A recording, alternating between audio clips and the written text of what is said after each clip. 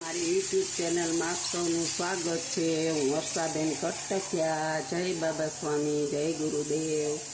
આજે આપણે બનાવવાના છીએ જો એક જ કેરી નાની નો પલ્પ રાખ્યો છે, આશરે આ 1.5 ચમચો છે। અને આજ આપણે આ એક કેરીની કેન્ડી બનાવવાની છે, મેંગો કેન્ડી। તો એની અંદર આપણે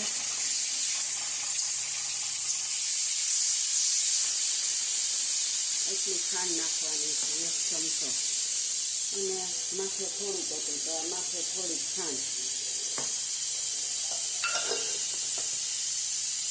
હવે આપણે ગેસ ચાલુ કરીશું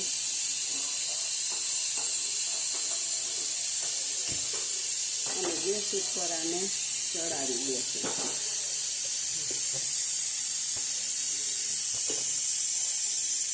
અને આને આપણે ચલાવતા રહીશું।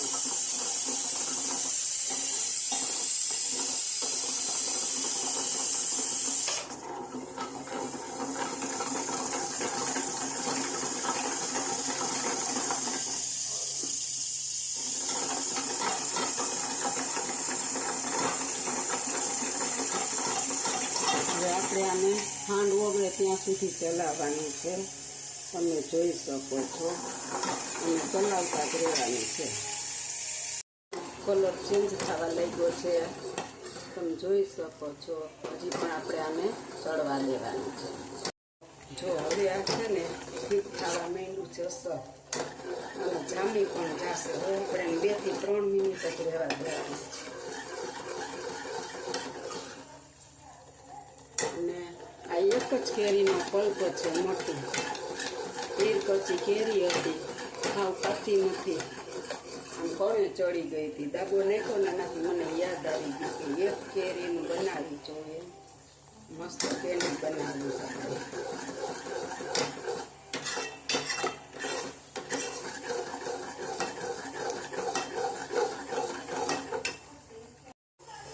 જો હવે આપણી કેન્ડી બની ગઈ છે, તમે જોઈ શકો છો। આવું ઠીક થવું જોઈએ, એકદમ રીબીન પડવી જોઈએ।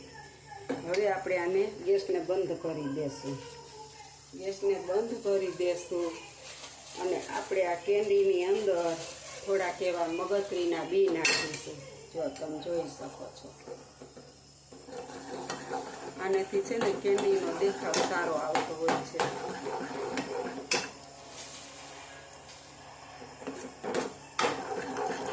હવે આપણે આને કાઢી લેવાની છે કેન્ડીને। જો આ ડીશને મેં ગ્રીસ કરીને રાખી છે, અને જો આ કેન્ડી હવે આપણે એમાં કાઢી લેશું બધી।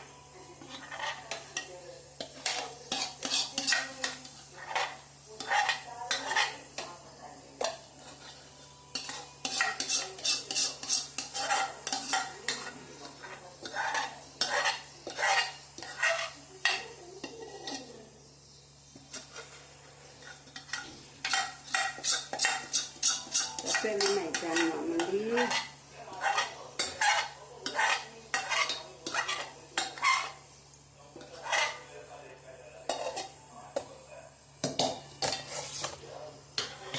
જો આપણી કેન્ડી મસ્ત બની ગઈ છે, અને હવે આપણે આને ઠરવા દેશું।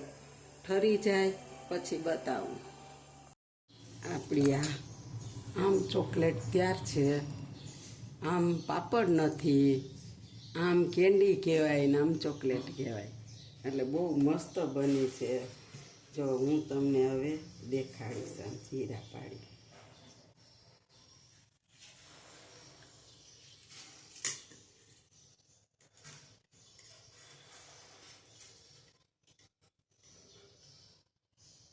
હજી આપણે આને થોડીક ઠરવા દેવાની છે।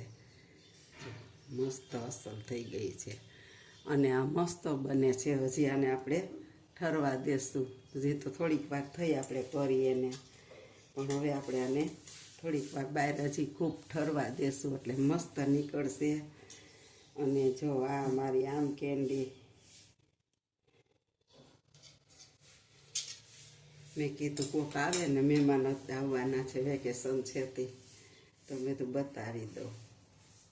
જોઈ શકો છો, જો બહુ મસ્ત બની છે, એકદમ રસદાર અને એટલી સરસ બની છે કે આને આપણે જો શરબત કરવું હોય ને આમ કેન્ડીનું તો 2 કટકા નાખીને પાણી નાખીને બ્લેન્ડર મારો ને એટલે મસ્ત શરબત, એટલી સરસ આમ સુગંધ આવે છે, બહુ સરસ બની છે. જો મારી આ રેસીપી સારી લાગે તો લાઈક કરજો, બે લાઈક બટન દબાવવાનું ભૂલતા નહીં, શેર કરજો. આવજો. જય બાબા સ્વામી, જય ગુરુદેવ.